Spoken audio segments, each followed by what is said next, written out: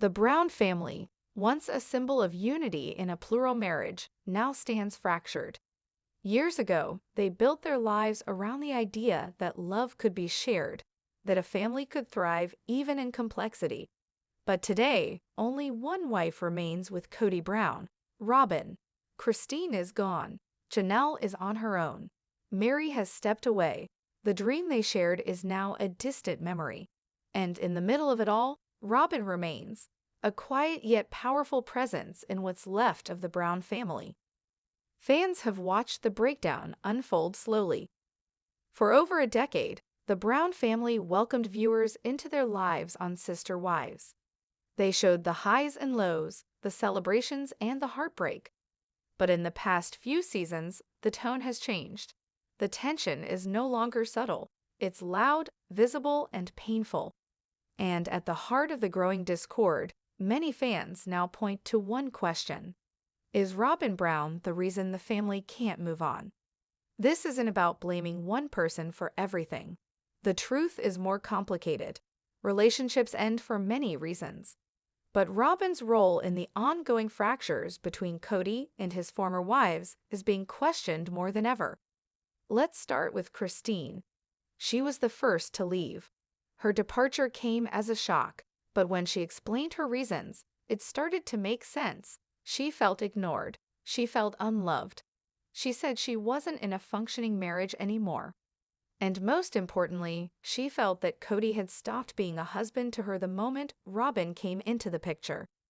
For years, Christine tried to make it work, but over time, she saw a pattern. Kody prioritized Robyn, gave her more time, more attention, and more emotional connection. Christine's needs were no longer being met. And Robyn, she was always there, quiet, often crying in confessionals, claiming she wanted peace, but rarely taking action to bring it. Christine eventually realized she didn't want to be in a marriage where she was constantly trying to compete. So she left, and she's never looked back. Next was Janelle. Janelle has always been the practical one, focused on raising her kids, managing the finances, and maintaining a steady presence. She wasn't one for drama, but even Janelle couldn't ignore what was happening. In later seasons, she expressed frustration with Kody's growing emotional distance. She tried to speak up, to be honest, but it didn't change things. As Kody and Robyn grew closer, Janelle found herself feeling more like a guest in her own marriage. The COVID pandemic only made things worse. Robyn's strict rules she claimed were based on safety, effectively kept Kody with her and away from the other wives.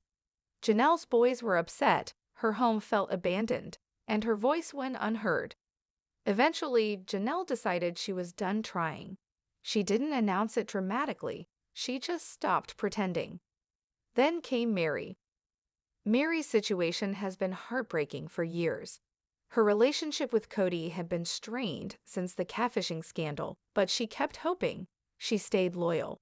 She believed in the principle of plural marriage, even when her own marriage had completely fallen apart.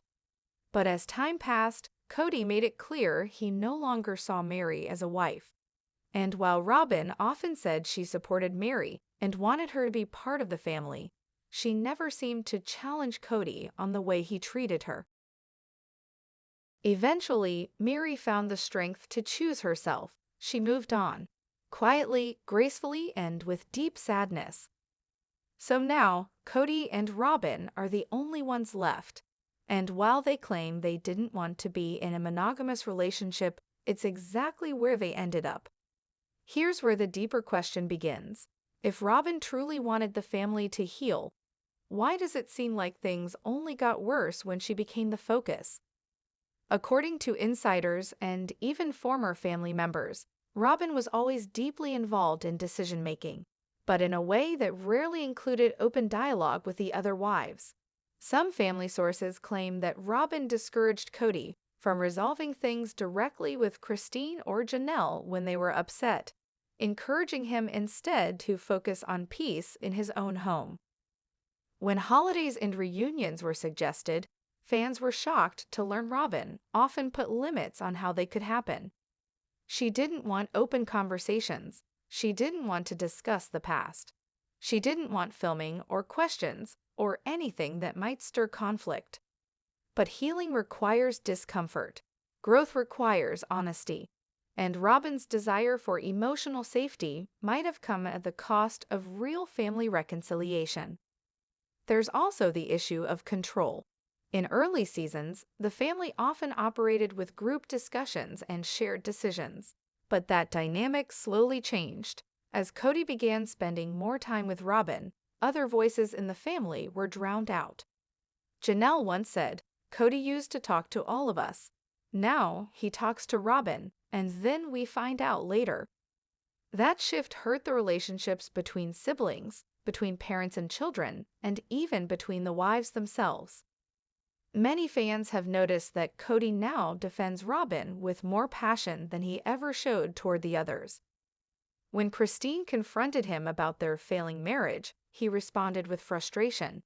But when anyone criticized Robyn, even lightly, he became visibly angry. It led many viewers to wonder, has Cody truly changed, or is Robyn's influence shaping the way he sees everything? Of course, Robyn has her own struggles. She has always seemed emotionally overwhelmed, often crying during interviews and expressing sadness over the family's decline. She insists she never wanted to be the only wife. She wanted sisterhood. She wanted unity. But what has she done to actually build it? Words are powerful, but actions speak louder. And what the audience sees, season after season, is a woman who says she wants healing, but rarely steps into the difficult spaces that healing requires. Even the kids have noticed. Several of the older Brown children have voiced frustration about how family gatherings changed after Robyn entered the picture. The informal, open-style visits became structured and tense. Cody often refused to show up unless things were planned around Robyn's comfort. Now, in 2025, the Brown family is no longer plural. Christine is engaged. Janelle is embracing single life. Mary is building a new business and stepping into independence. All three women seem more relaxed, more joyful, and more at peace without Cody. But Robyn, she and Cody are more isolated than ever. They say they're sad the family fell apart, but they don't seem to be reaching out. They say they wanted unity, but they haven't made space for accountability. And they say they still believe in family, but they've created a dynamic that centers only their relationship. So is Robyn Brown preventing the Brown family from healing? Maybe not deliberately. Maybe she's just trying to protect her marriage. Maybe she's overwhelmed, traumatized, or afraid of losing what she fought so hard for. But regardless of her intentions, the outcome is the same. The family hasn't healed, and she's now the most visible obstacle to that healing. Because healing requires more than tears.